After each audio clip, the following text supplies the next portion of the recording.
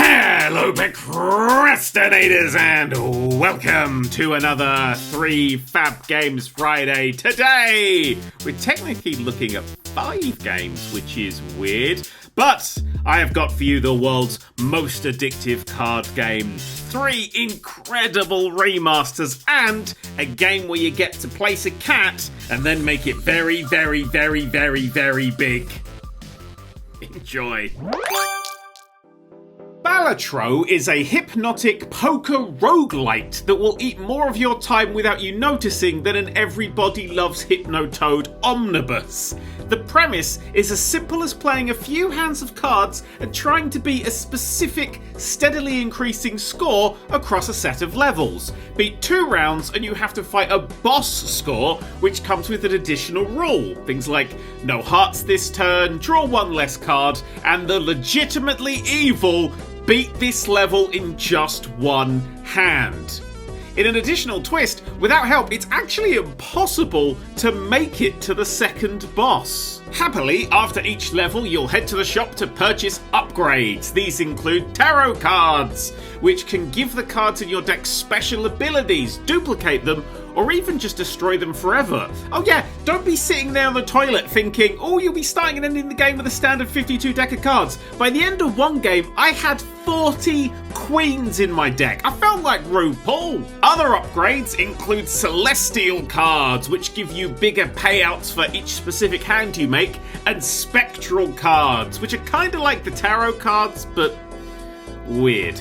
However, the most important game-defining upgrades are the Jokers, with 150 of them to unlock, each with a unique skill or ability, yet only 5 equipable at a time. They feel a bit like Pokemon, if Pokemon were exclusively used to help you cheat at cards. Some Jokers will multiply your score if you, say, play nothing but a single card each turn. Some will boost specific suits on specific turns, and several will grow in power the more you hinder yourself massively. One I particularly love, the Scarlet Witch looking madness, simply eats other Jokers to grow stronger.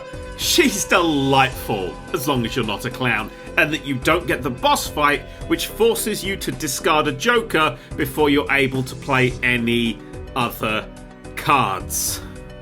Have you ever tried to eat a monitor in a rage? I have, wouldn't recommend. However, I would recommend Balatro! It's out now on PC, PlayStation, Switch and Xbox, and should probably come with some sort of government warning label for addictiveness. Remember Tomb Raider? No, not the one where a sad lady ate deer in a wilderness while crying. The original ones where a badass lady pillaged ancient cultures while blasting endangered animals in the face. Well, they're back. All 3 of them. Tomb Raider 1 to 3 Remastered is the gold standard of remastering games. For just 25 quid, you get 3 entire games and all the expansions, giving you a grand total of 40-ish hours of puzzle solving, tiger shooting, falling to your death on spikes in action. Compare that to, just plucking an example out at random, the £60 GTA remasters, which were not only missing content from the originals, but also looked like the entire game world was made from melted down garden furniture. Anyway, if you've never played the original adventures of Ms. Lara Croft, you really definitely should. Not only are they stone cold classics, but they still hold up today.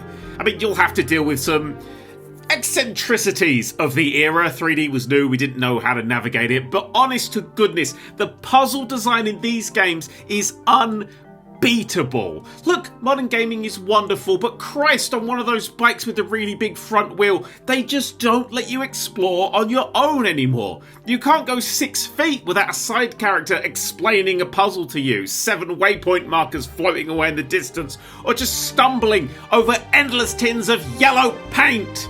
Tomb Raider has none of that. You'll be in a room without any clue where to go, and that's it. Explore for a while, you might find a keyhole. Eventually, you might even find a key.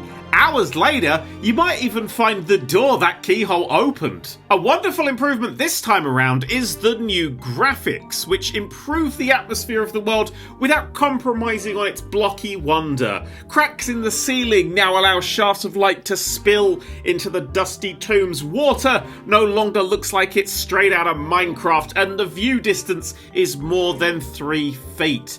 But instead of making the game look modern, they've simply made it look like how you remember it from back in the day. That's delightful. And also optional, as you can flick back and forth between the new and the old graphics with just a single button press. It's like time travel, only without that faffing on with Daleks business. And that's Tomb Raider 1, 2, 3 Remastered. It's out now on PC, PlayStation, Switch and Xbox, and lets you experience the thrill of being eaten by a T-Rex 7 times in a row. Furnish Master is an interior design game that lets you get your Lawrence Llewellyn Bowen on without having to spend thousands of pounds on MDF. This feng shui them up is simple enough to explain. You go to a location, meet a client, and are given a decoration adjacent job to complete. You'll be asked to set up a lounge, clean a man cave, or decorate the bedroom that Timmy's parents are going to lock him in until he eats his vegetables. Some particularly cute missions have you reassemble a Brio-style train set, complete a domino run, or set up a small shop, complete with restocking shelves with bleach that Timmy will eventually sneak into his parents' drinks one night. This is a real no wrong answers, anything goes kind of game. As long as you place down the requisite objects somewhere, the game gives you a big thumbs up and some victory stars. Put a bookshelf in front of the TV, stick a chair to a wall, or even just paint everything so pink that even Barbie would start to vomit. During one job, a client had asked me to set up a living room with enough lamps to outshine the sun. And to prevent them from racking up an electricity bill that could pay off national debt, I simply shrunk 2 of the lamps down to doll's house size and tucked them away into a drawer. All part of the job, ma'am. Now that you have some hard-earned money, you can buy various plots around town, move in, and do them up yourself. Also, there's a sandbox mode where you can customize everything from window placements to even the height of the room. Want to recreate the office from being John Malkovich? Why? But also you can! Lower the ceiling, colour everything grey, and add uncomfortable looking furniture. It's as easy as it isn't recommended. And that's Furnish Master. It's out now in early access on PC and really helped me to understand why I was banned from that IKEA.